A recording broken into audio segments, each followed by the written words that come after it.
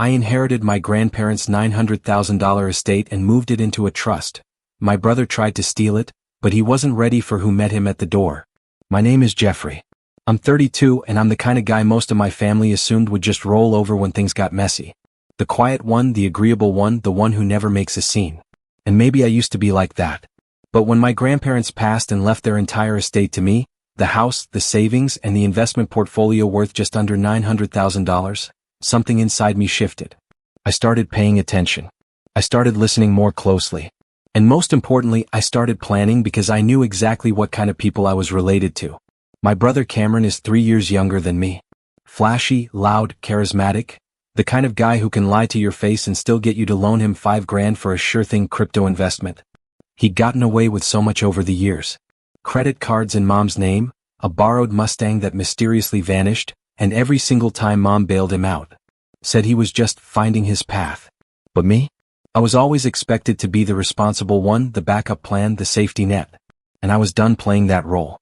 When Grandpa passed away 2 years ago, a year after Grandma, he left the estate solely to me. I wasn't surprised.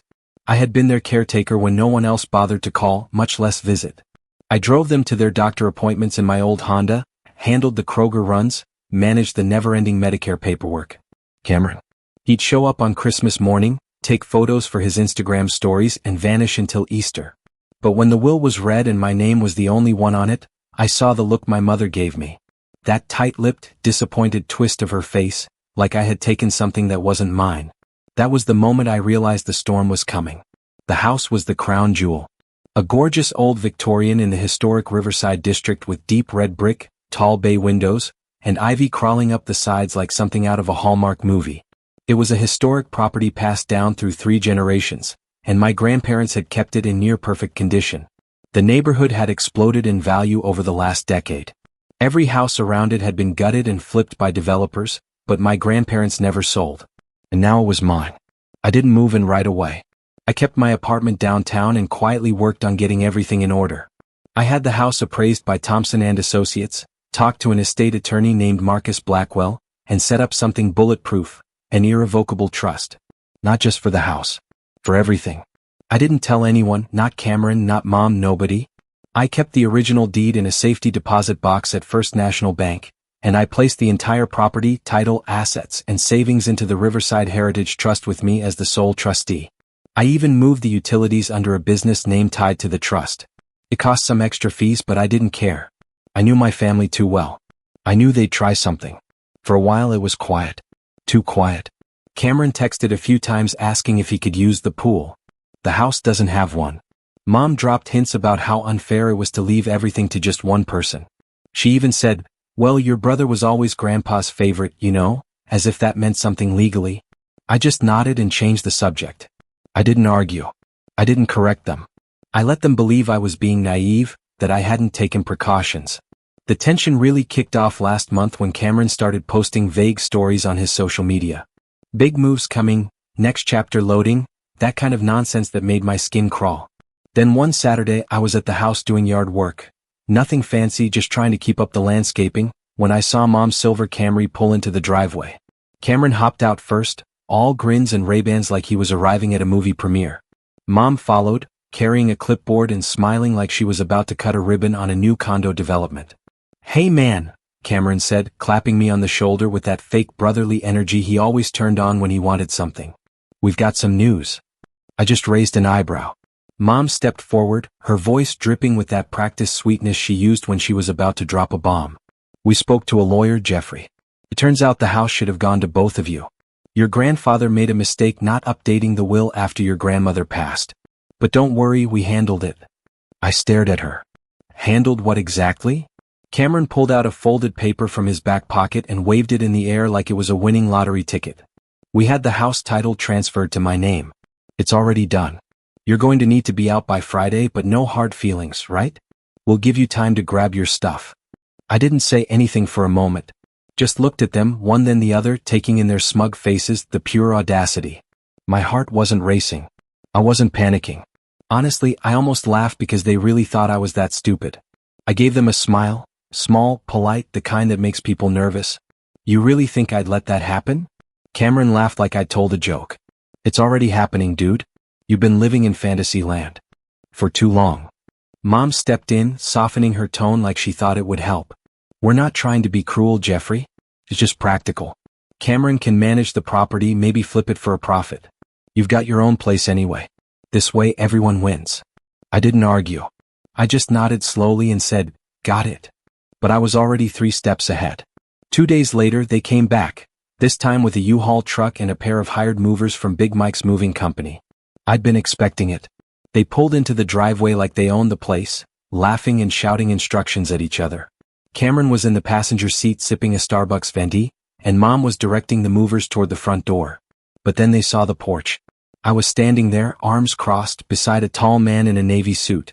He was holding a thick manila folder and wore a badge clipped to his belt.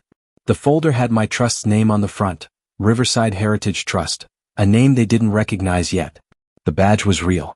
The suit was real. And the man beside me was Deputy Commissioner Hartwell from the County Office of Property Records. They froze like deer in headlights. Cameron stepped out first, his confidence evaporating.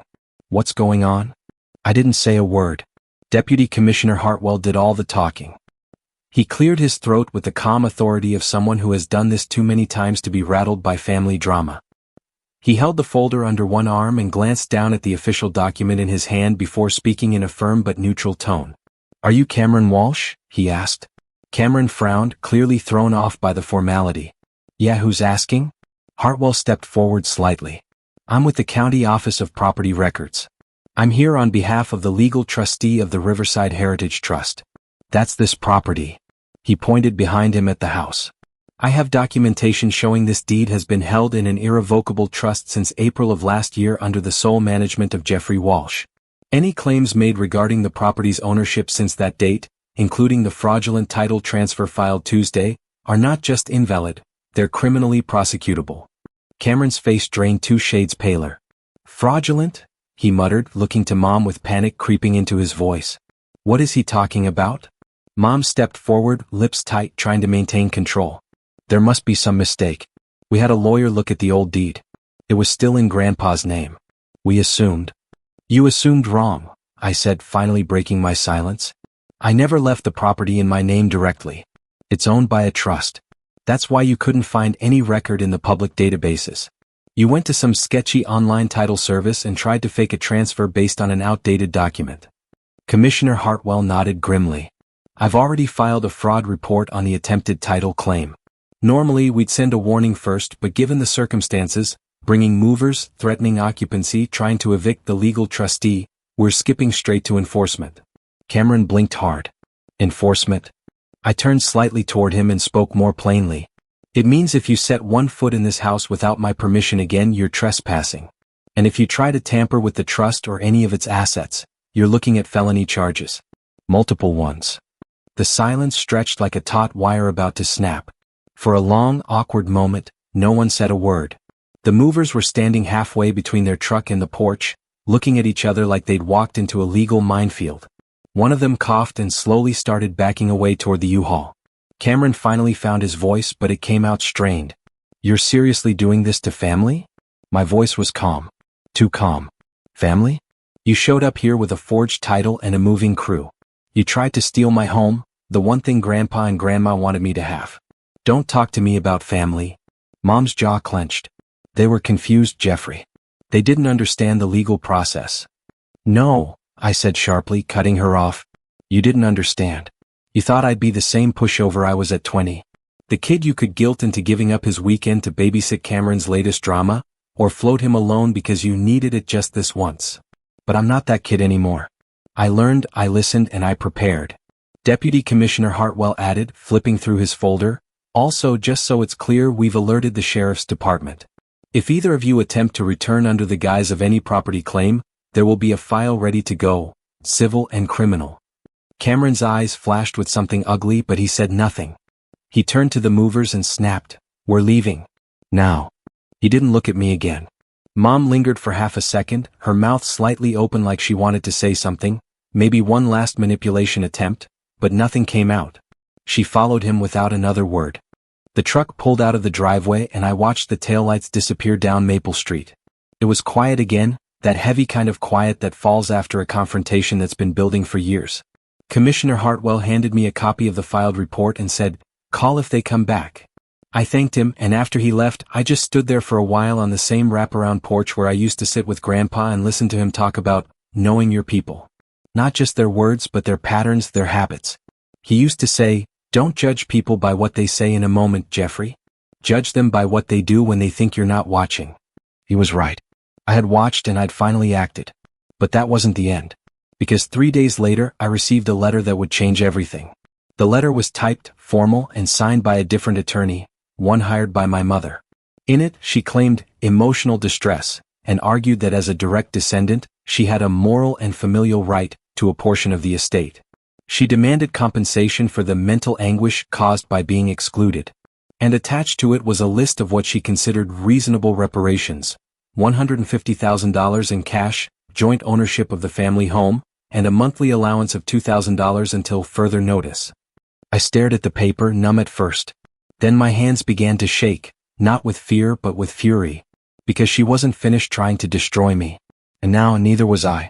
I must have read that letter 6 times in silence before setting it down on my kitchen table. The first few readings I tried to make sense of it, to believe that maybe she didn't mean it the way it sounded. But by the 6th read there was no more room for denial.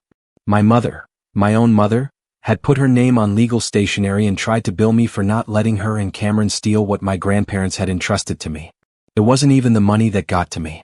It was the sheer entitlement, the audacity to call this whole thing a misunderstanding one day and then send me a formal demand for $150,000 the next, like this was just some business dispute between strangers. I didn't respond immediately. I knew better than to react emotionally. I called my estate attorney, Marcus Blackwell, who put me in touch with a litigation specialist named Patricia Stone. She was in her early 40s, soft-spoken but razor-focused. The kind of person who didn't bother bluffing because she didn't need to. I gave her everything. The trust documents, the letter from Mom's lawyer, even screenshots of texts and social media posts from Cameron's little Next Chapter campaign. Within a day, Patricia had filed a formal cease and desist against both of them. The message was crystal clear. The trust was airtight, legally bulletproof, and they had no standing whatsoever. But Patricia didn't stop there. She looked deeper into Cameron's fraudulent title transfer and discovered he'd forged multiple signatures. He'd even used a fake notary stamp and filed it through a sketchy online registry in Nevada, hoping it wouldn't be noticed in our Massachusetts county records. Patricia contacted a fraud investigator with the district attorney's office. Turns out they were already investigating that Nevada registry for other forged filings. Cameron had just unknowingly become the low-hanging fruit on their case file. But the real bombshell was still coming. I still hadn't told them I knew about the criminal investigation. I figured if they wanted to keep pushing, I'd let them keep digging their own graves. And dig they did. 2 weeks after the cease and desist, I got another letter. This one less formal, coming directly from my mother.